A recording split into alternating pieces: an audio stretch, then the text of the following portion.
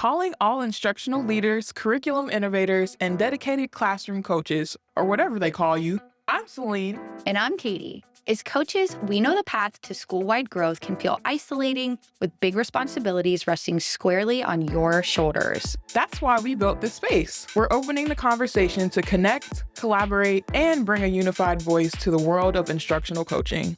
Elevate your practice with strategies that work. And finally, feel like you have a whole collective cheering you on. So let's dive into this conversation. Hello, everyone. Welcome back to the Edu Coach Collective. We're so excited to have you back, and we're going to get our episode kicked off. We often talk about the power of coaching conversation, but this year, a lot of the conversations are dominated by one topic: artificial intelligence, right? In recent episodes, we've broke down some powerful AI tools you can use to streamline your prep, but today we're going to be taking the essential conversation one step further. We're moving beyond the tools and focusing on the crucial role, you, the instructional coach, and how you play a part in building AI literacy in your entire school community. So our guest today is uniquely positioned to guide us through this. He's at the forefront of bringing responsible hands-on AI education to classrooms. And we're so excited to welcome Jeffrey Riley. So, claps. Welcome. We need a sound machine. Yes, I know. I'm like... Thanks so much for having me. I really appreciate it. Yeah, Jeffrey, we're really glad to have you here. This will be a fun episode, I think, personally, selfishly, like for our team here at Forward Edge to listen to. We do a lot of work as well, supporting educators with AI literacy and training, partner with Google and Gemini nationwide. So selfishly, this will be fun. But yes, coaches everywhere, we know, are grappling with trying to master AI themselves so that they can best help their teachers in whatever domain they coach also start to implement AI. So before we kick it off and get into the nitty gritty, would you mind to just give, for any of our listeners that maybe aren't familiar with you and your work, would you mind to just give us a little bit of background of, what's your history, what's your day to day, and what is it that led you here on this journey in this passion of supporting educators with AI literacy? Sure. So, I've been in education for 32 years. I thought I was retiring. I started as a teacher a long, long time ago. I was an adjustment counselor, assistant principal, deputy superintendent, and then my last 6+ years as commissioner of education in Massachusetts. So I was getting ready to retire when MIT called me and they said, "Hey, do you want to help us launch a nonprofit out of MIT on artificial intelligence and education?" And I said, "Can I say what I want?" And they were like, "What do you mean?" I think they were a little concerned. And I said, "Well, 15 years ago, we didn't regulate social media. And now it appears we have a lot of kids with mental health challenges, rising anxiety, depression, suicidal ideation. AI, while I actually believe it's going to be revolutionary for education and change everything, also has some downsides. So I want to make sure that we're going to focus on keeping kids safe as they're using this tool." Wow, that is awesome. So I like that you said you thought you were going to retire. So close. Let's put other plans for you, my friend. So Thank Yes. you for all of your years of service to education. No, it was wonderful. Yeah, I love that.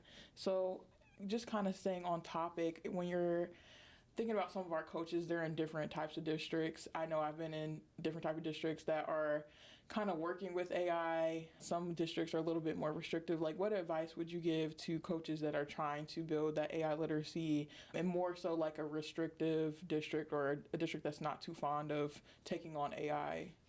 Yeah, I think there's a lot of hesitancy out there amongst the teaching ranks about this new tool. And that's even beyond the high school English teachers who are very upset about possible plagiarism and things like that, which is valid. But, um, what I try to say is I try to ground it in where we've been, where we are, and where we could go. I try to show them how it can make teachers' lives easier and allow you to get back to a focus on like the thing you got into education for, building exciting, engaging lessons. And it can take just so many administrative tasks off your plate in a way that no other technology has been able to do. And look, I mean, we know that kids, we refer to them as digital natives. They were born into this technology, and we're digital immigrants. We came to it later in life. For me, my kids like to tease me, tell us again when there was no internet, right? And the phone was attached to the wall and there was no microwave. How did you eat? And the reality is that's all true. That was the first 20 years of my life. The internet for me was called the Encyclopedia Britannica, and Mm-hmm. that was in our living room. And yet, we figured out how to use the internet. We figured out how to use cell phones. We also will figure out how to use AI. And I've got a slide I show when I speak publicly, and it's basically three tidal waves. And in the first wave, the person's trying to hold back the tide. In the second wave, the person's buried their head in the sand. And in the third wave, the person is surfing the wave. And what I say to people is, you don't even have to go surfing, but let's dip your toe in the water and just start the process. And then we show them how some of these tools can make their lives easier. And I think teachers really start responding to it then. Yeah. I think in our experience, Jeffrey, we've seen that it's hard to get them to move that needle until they actually get hands on themselves and do it. Has that been your experience as well? Yeah, I mean, we do three things at Day of AI. We basically train administrators and teachers throughout the country and throughout the world. We help people think about policy, and then we actually build AI literacy curriculum. In 2029, the PISA International Assessment is going to have a discrete AI literacy test. It would be helpful if, since we are the country that made AI, if we actually scored very high on that. My fear is that we may be behind on our kids' literacy. We don't think AI is going to replace people, but we think people with AI skills are going to replace people without AI skills. Mm-hmm. And so this is just so crucial for kids to have. They need to be literate in AI. They need to know what it is, what it's not, but also the possibilities. And that's what Mm-hmm. we do. Wow, that is really interesting. I did not know that about the PISA assessment. I would have to say I would agree with you because most of the districts we talked to are kind of where Celine was just describing and asking, or they are gung ho. It's kind of like you're either one end or the other. And like, yes, we know we need to move forward. We're bringing teachers training. I have personally seen very few that are jumping in to open it for students. I think you hit a nerve, which goes into my next question around scalability of training. We also see and get so many districts and they just want a single in-service day of PD. Mm, We have these AI cohorts of training and they're spaced throughout the year into 2-hour chunks of learning. You go back, you come back together for networking, then you repeat the cycle throughout the school year. And we get so many and there's a lot of limitations. I don't want to dismiss those with subs and pulling teachers out of the classroom. I understand those are all realities that education leaders are grappling with. They try to condense them all into 1 or 2 in-service days, and it's just so hard to scale a new literacy with such little training and not this ongoing sustainable support and training. So from your experience, what's kind of your biggest advice? Again, the majority of our audience is really instructional coaches of all types. right. So thinking about that audience that's listening, what would be your advice to them to help move beyond just like single pilot group or single in-service day to really scale AI literacy?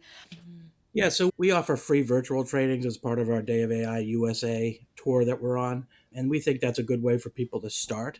But for people that really need to go beyond that, and I think it's everybody eventually, we recommend kind of a more intensive experience. We work with school districts usually between 5 and 6 times a year and go deeper. And so what that requires, if you're a coach, is you've got to get the ear of your principal and say, hey, this is important. It impacts every subject. And, when we teach this, we show people like, here's our free AI curriculum, K to 12, that we've built that you can use. But you can also just change your current instruction. You don't have to throw out the baby with the bathwater. Yeah. You've got a great lesson. Let us help work with you to infuse AI into that to make it even better. And so once teachers see that they don't have to throw everything away and they can actually make their lessons more engaging, I think it becomes much more relevant for them. That's amazing. Yeah. And is that curriculum, would you say that the AI that is embedded in that curriculum, is it more for the teacher to utilize AI in terms of like productivity, lesson development, differentiation, material building, or is it more about introducing AI to the actual students or a blend? So I think it's a blend of Okay. what we do. We are trying to get kids to be AI literate. We think this is an incredibly powerful tool. I've said, however, that I have 2 children. I didn't just throw them the car keys when they were 16. We put them through Mm-hmm. driver's education and me white knuckling in the front seat of the car. Both of my kids got their license, and AI is even more powerful than a car, I would argue. And Mm, so our kids need to have this background and have the AI literacy. At the same time, though, teachers need to learn this new technology. They need to figure out how to embed it into their pedagogy and their instructional practice. And when they see what it can do for them, I mean, it's pretty powerful. It can yeah. really make lives easier for teachers in a way that I think they're shocked by. We have administratively burdened our teachers with so much over the Mm-hmm. years, right? Yeah. And to be able to take a lot of that minutia off their plate so that they could get back to what they came into this profession for, building exciting, engaging lessons, like that's what it's all about for me. Where can our listeners find this curriculum? Yeah, if you go to dayofai.org, all you have to do is type in your email address. We won't spam you or send your data out to anyone, but it gets you behind the curtain and you can access all the free curriculum that we have. That's That's nice. awesome. That's awesome. I love that. So, thinking about how we can kind of jump to the next phase of just pushing literacy out, what are some crucial skills or areas of knowledge that you think instructional coaches should actively develop in this course of time just to remain effective leaders in AI? Yeah, I mean, I think first and foremost, like the most important skill you have to have is be open to new ideas and learning, Mm-hmm. right? I I, like that. I don't Yeah. necessarily have to have a CS background, right? But the reality is, the interesting thing about Day of AI is we're this unique fusion, a small but mighty team of young MIT technologists and experienced, read old people like myself who have been in the classroom all their lives. And I think we can provide and educators can find the technology, but it's your expertise. You know how to apply it in schools. You know how to help teachers get better. And just being open to that, you'll become a conduit to teachers. And then the other thing I would say is find an ability for people to share best practice. There's nothing more powerful than a teacher sharing something they did in their classroom and other teachers get to steal it, right? Yeah. We see this all, we're literally workshopping with teachers when we go out and train. And now we're holding up great examples of lessons that people have done to share within their communities. And I think that's going to be incredibly helpful as we collectively get together to make school more fun. I ask people in large groups, how many of you have children? Many people in the audience have kids. And I say, we're going to role play for a minute. You're the parent, your kid comes home from school. You say, how was school? What do you think? Fine. Fine, good, both Great. acceptable. Done. Yeah. What did you learn today? Nothing. Uh, Nothing. Now, some of that is teenage angst, right? mhm. A lot of that is Yep. teenage angst. But the truth is, we've hamstrung our teachers with so much administrative minutia. We kind of went overboard on standards and testing, all things I believe in, but we lost the fact that kids learn through play and the joy of learning. Yep. What I hope this technology will do, if we can do it right, is free up teachers to bring back that joy into their classrooms in a way and trust their ingenuity, their creativity, and their genius to build exciting new lessons. Yeah, Yeah. I like the idea. Oh, go for it. I'm interested to know, like, especially with your experience in jumping in AI, like, what was your first piece of AI you used that you were like, oh my gosh, like, I love this? Like, what was your playground moment with that? Yeah, I mean, I think for me, I put ChatGPT on my phone and it basically immediately replaced Google. And for me, like, I fight with my ChatGPT at least once a day, right? Because I know sometimes it's giving me bad information, Yeah. right? And it reminds me I've got to be very prescriptive in my prompting. But even then, you guys know it has bias, it can hallucinate. And these are things that we need to teach kids so they don't just arbitrarily believe everything that they get from an AI bot of some kind. So Yeah. teaching kids to be healthy skeptics of this technology is going to be crucial. The other thing that's going to be crucial is kids have to have a knowledge base in order to know what to ask a chatbot. They have to have a knowledge base in order to challenge the information they're getting back. And then they need to know how to demand from AI, whether you're using Gemini, Grok, ChatGPT, like cite your sources, trust but verify, Mm-hmm. right? And because right now, there's just a lot of bad information out there. And you've seen things like, hey, how do I keep my cheese from sliding off my pizza? And this is a funny example. And the answer came back, add an eighth of a cup of glue. Oh my Well, gosh. well, Okay. that's not a great answer. And it's believed that the AI basically scanned the universe and found either a tweet from somebody or a Reddit thread that sarcastically made that statement, Yeah. Yeah. didn't know it was sarcasm, Oh. and presented it as accurate information, Yeah. right? Until a year ago, if you asked, I think, chat, how many R's are in strawberry, it would tell you 2 or 4, even though there's 3 R's in strawberry, right? So there can be real problems here where we've got to teach kids to be healthy skeptics of this technology, but also recognize it can take them further and faster than they've ever been.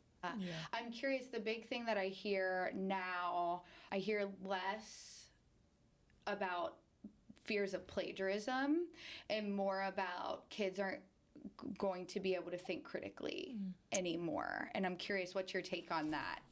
Well, this kind of goes back to what I was saying about kids need to have a knowledge base. They have to have the ability to do critical thinking activities throughout the day. There is a real danger here that we just turn over our brain power and let our brains atrophy to this technology. And if we do that, we're going to become a society of drones. Mm-hmm. So this is why to have your own knowledge base, to be able to think critically is going to be important, because if you don't have those two things, you're not going to be able to effectively use artificial intelligence. You're just not.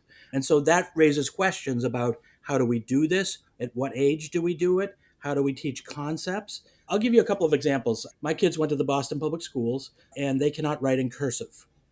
Nobody told me they weren't going to write in cursive. Okay, maybe that's fine. They probably don't need it. Fair enough. My kids were born in the city of Boston, have been raised in the city of Boston, and cannot get anywhere in the city of Boston without Waze or another GPS program. I can get everywhere in the city of Boston because I needed to know landmarks and street signs and things like that. Yeah. My kids don't have that spatial relationship skill. Is that okay or not? Okay, let's go further down the spectrum. I'm 3-0 on this one, but I fought on a couple of television shows recently about some people are saying kids don't need to learn to write, that the technology can just do it for them. I say absolutely not. Yeah, Yeah. no. Kids need to know how to write because writing is thinking, and they need to know how to order their thoughts. Yes. And only when kids can prove that they're good writers should they able to use artificial intelligence to help them go faster and further. Right? If you Yeah. can demonstrate for me that you can write, then I don't mind you asking ChatGPT to do a first draft of something. Here, it's an adult or a teacher that they need to go back in and take whatever has been developed by the AI and make it better with their expertise. Mm-hmm. Let me give you an example. I was a special education teacher. I spent hours writing IEPs, hours. Well, Magic School, as you guys probably know, has an IEP generator in its suite of services. Oh my God, this thing is amazing. But if you, the expert educator, don't go back in and tailor that foundational document to something that's more attuned to your particular child that you're writing the document about, first of all, it's not an individualized education plan, Mm-hmm. and you're opening yourself up to lawsuits. Second of all, you're missing a huge opportunity to make this a really living, breathing, credible document that works. Only Yeah. you know that little Johnny needs to be kind of separated over at a table for 5 minutes. Otherwise, he's going to smack the other kids until the sugar wears off. Only you have that expert, Yeah. esoteric knowledge of students. And so you've got to bring your expertise about their reading level, about their ability to do mathematics to those documents. Because otherwise, if we just turn it over to the AI, like, we're going to have a real problem. I You think I know, actually just saw a news article about a district that was using I don't know what program, but was using AI to write all of their IEP plans in full and weren't reviewing it.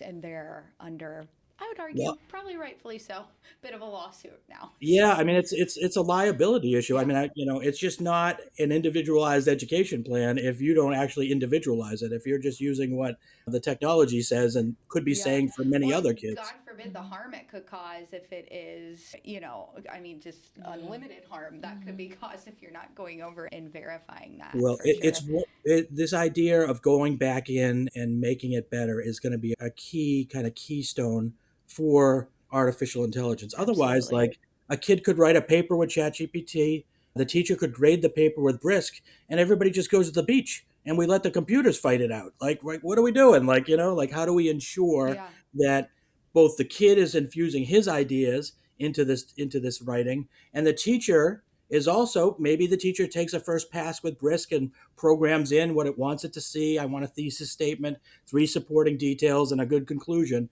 But then the teacher needs to go back in and personalize it a little bit more so Yeah. that the kid doesn't think that this was created by the robot. Well, and just hearing you talk, it's just making me, this critical thinking argument with students is really just making me even more a proponent of why we need to be teaching kids AI and these skills, so we don't run into a situation with social media where we just let them have these accounts and run the Wild West, and we didn't teach them how to be safe with it, how to use it appropriately. And I think if we build those habits in kids, I think it's just even more of an argument of, back to kind of some of the things you were saying of why it's so important to be teaching kids these skills so they understand how to use it appropriately and how the skills that they do need to be able to critically assess the outputs that they're given. Well, and I'll give you an example of a lack of critical assessment gone wrong, where we've seen students. A lot of kids have these AI companions. Think of them as like AI imaginary friends that they talk to throughout the day, and in some ways they form these relationships with. And maybe there's a place where that could be healthy, but we've seen it also go off the rails. And so the data from Common Sense Media shows they think more than 70% of kids have an AI companion in high school or its equivalent, but only 30% of parents even know their kids are using any kind of AI. So there's a wide gulf between what the kid doing and what the parents know about, which is why we built a toolkit, including videos for parents about this to help get them educated. This is going to be a real push. Teachers and parents are going to have to be on the same page about this. We've had already in the country students inflict self-harm, students kill themselves with AI support. I mean, they're supposedly out there, I've got to confirm this, but AI was basically pushing a kid to say, maybe it is time for you to kill yourself. Or, the noose you've developed isn't appropriate. We got to tighten this up, and it's just like kids don't understand. That's not a real person talking to you. That's, that's technology. And so, how do we make sure that we keep our kids safe while being able to be critical producers and users of the tech? Yeah. I think one area I've seen it work well, just to flip the opposite side of it too. Recently, I coached, and they're not sponsoring us, but Newsy LA Right. I don't think I've seen that one. Our district piloted it. What it does is the student is writing the essay, and as they're writing the essay, it kind of gives them highlighted green flags, red flags on what they could work on. The student can actually highlight a part of their essay, and then the AI will chime in and actually coach them through writing the essay.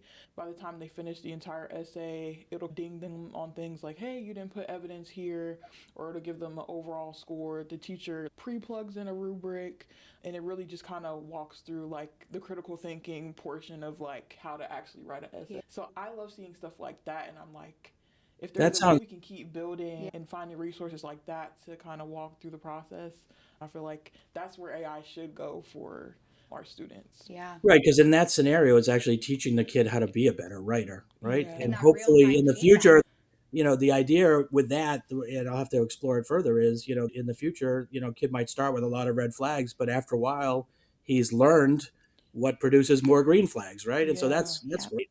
I'm about to review the Google Scholar thing that just came out for PhD dissertation writing students to see how that is. So I'll keep you posted on that. But these tools can be powerful for our kids, right? I think for kids with special needs, kids learning English for the first time, kids living in poverty who sometimes come with tens of thousands fewer words than their more affluent suburban peers, we're going to be able to catch kids up. So it's an exciting time. But, I just want to make sure that we're really thoughtful about how we implement it. Absolutely. Yeah, sure. Absolutely. Jeffrey, I feel like we could go on forever, but we try to keep our episodes under 30 minutes here. So I feel like we should probably wrap up. Is there anything else you want to leave us with, or anything about the Day of AI that our listeners should know that you haven't had an opportunity to say yet? So I'll just say one thing that's near and dear to my heart. We're doing this Day of AI USA tour this year. We're training a lot of teachers across the country, but it's wrapping back up at MIT this summer, where we're going to fly in 250 kids who have demonstrated AI leadership to show off what they can do, whether it's in the arts. We have building AI, using AI for a better world to solve problems. And we're having all these challenges for kids, and we're going to pick kind of top kids to come show off what they can do with this new technology. But That's awesome. the most exciting one for me is we are picking 2 kids from each state to come and serve as student senators. And we're going to bring them to the Edward M. Kennedy Institute here down the street from MIT, which is an exact replica of the U.S. Senate. Oh, wow. And they are going to draft a national student AI policy, Oh. which will be done long before the adults draft a national AI policy. Yeah. So I love it because this is one of those times where I think it's okay to lean on students. Students Yeah. understand the technology, and let's have them help us along the way. Let's not think that we always have to teach them. Let's let them teach us too. That's Yes. great. I love that. Yeah. Is there anywhere that our listeners can find more information about you, or do you do social media, or what's your... I guess I'm on LinkedIn. Boy, I was on Twitter at one point. I kind of stopped during COVID because that wasn't as much fun as I Yeah. thought it was going Yeah. to be. But I think Day of AI actually has many different kind of social media accounts. So if you go just to our website, Day of AI or dayofaiusa.org, you'll be able to see all the different ways you can find us and access us. And I'm just Jeff at dayofai.org if you want to send me an email. Awesome. Perfect. Thank you so much. I'm excited to check out the curriculum. I'd be surprised if we don't include this in some of our AI work, but I'm going to make sure that we are sharing a day of AI with all of our teachers moving forward in any of the AI work that we do. So thank you so Listen, much. it's thank you guys. It's the most important time. I really think, we've done 30 years of education reform, a lot of standards and accountability and assessment, and all of that stuff was important to kind of have a framework. But now I think we're going to be able to get back to exciting teaching, and I think AI is going to get us there. So thank you for what you guys are doing, supporting the teachers out there, because they are our most important resource. Absolutely. Yes, I agree. Well, thank you all so much, listeners. Thank you, Jeffrey, for joining us today. We look forward to seeing you on our next episode. And thank you so much. We'll talk and see you later. Bye. Just say our next Oprah. That's a wrap on another incredible conversation. Thank you for being a part of the Edu Coach Collective today. If you found value in this episode, the best thing you can do is share it with another educator or leader who needs to hear it. Absolutely. You can also connect with us on social media. Just look for the Edu Coach Network and let us know your biggest takeaway or what topics you want us to unpack next. New episodes drop every other Tuesday. Be sure to subscribe and leave us a review wherever you listen to your podcast so we can reach more coaches just like you. Remember, you are not on an island. You are part of a powerful movement. Now go coach fearlessly.